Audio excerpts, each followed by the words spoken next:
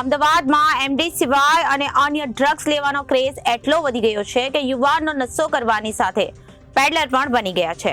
Drugs માફિયાઓએ ગુજરાતને epicentre બનાવી દીધું છે. ડ્રગ્સ નામના પ્રદૂષણને ડામવા માટે સ્થાનિક પોલીસ, ક્રાઇમ બ્રાન્ચ અને એટીએસ સહિતની સુરક્ષા એજન્સીઓ સતર્ક થઈ ગઈ હતી.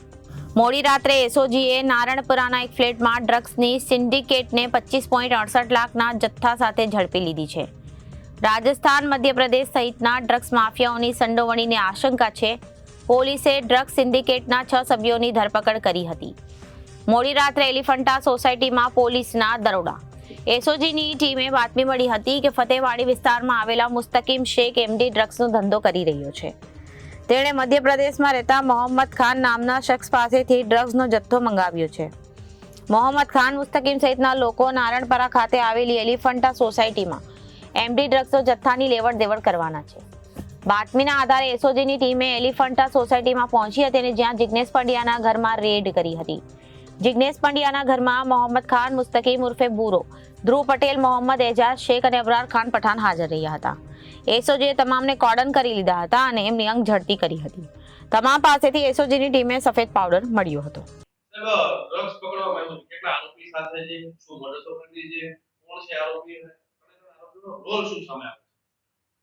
ગઈ રાત્રે અમારી ટીમને જે બાતમી મળેલી એના અનુસંધાને નારાયણપુરા વિસ્તારમાં રેડ કરતા 6 આરોપીઓ ડ્રગ્સ સાથે ઝડપાયેલા છે. જેમાં મુખ્ય જે આરોપી છે એ મોહમ્મદ ખાન પઠાણ, જે જાવરાનો છે, અને એ પ્રતાપગઢથી ડ્રગ્સ લાવી અને અહીંયા મુસ્તકીમ ઉર્ફે ભૂરો તેને ડ્રગ્સ આપી અને જે આ નારાયણપુરામાં જે જિગ્નેશ પંડ્યાનું જે મકાન આવેલું છે ત્યાં બીજા અન્ય 3 પેડલરો મોહમ્મદ એજાઝ, અબરાર ખાન અને ધ્રુવ પટેલ, આ ત્રણેયને ડ્રગ્સ આપવાના હતા.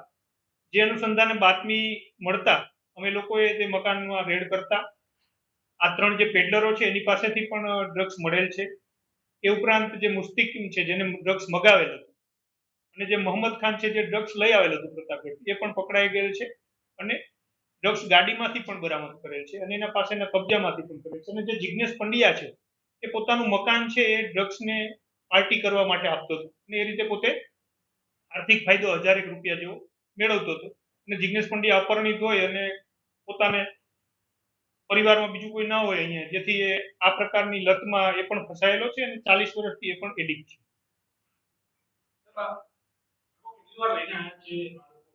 હાલ જે પ્રાથમિક પૂછપરછ છે એમાં 3 વખત અગાઉ આવી ગયા હોય એવું મળે છે.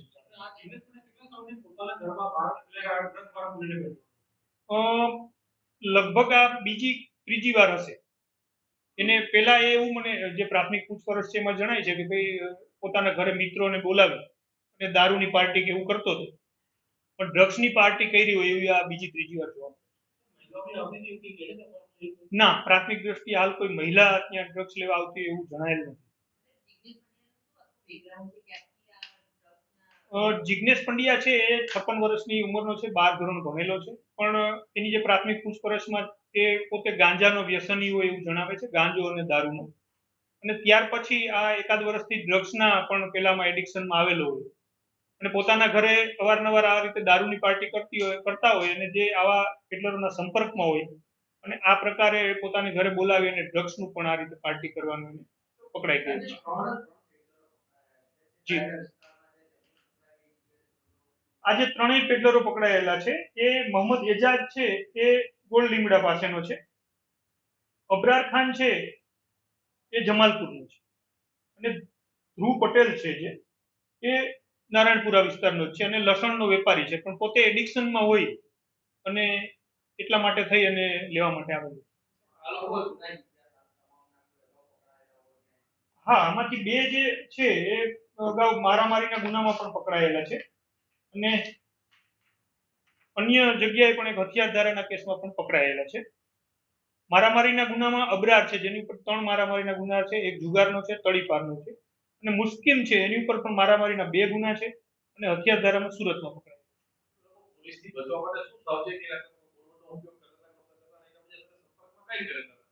મોસ્ટ ઓફ આ લોકો વોટ્સએપ કોલનો ઉપયોગ કરતા હતા કે જેથી કરીને એને ટ્રેસ આઉટ ન કરી શકાય. અને બીજું જે માહિતી છે એ એન્ડ ટાઈમે આપતા હતા કે તમે અહીંયા મળો, અને ત્યાં મળે એટલે એક જ ગાડીમાં આ લોકો બધા ભેગા થઈ અને કોઈ જે નક્કી કરેલી જગ્યા છે ત્યાં જતા હોય છે. કેટલા સમયથી સંપર્કમાં હતા?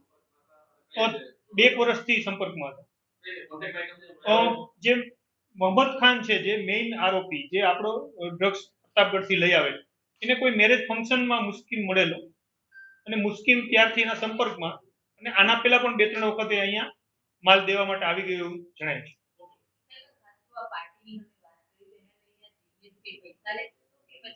જિગ્નેશ પંડ્યાને 1000 રૂપિયા મળતા એક વખત.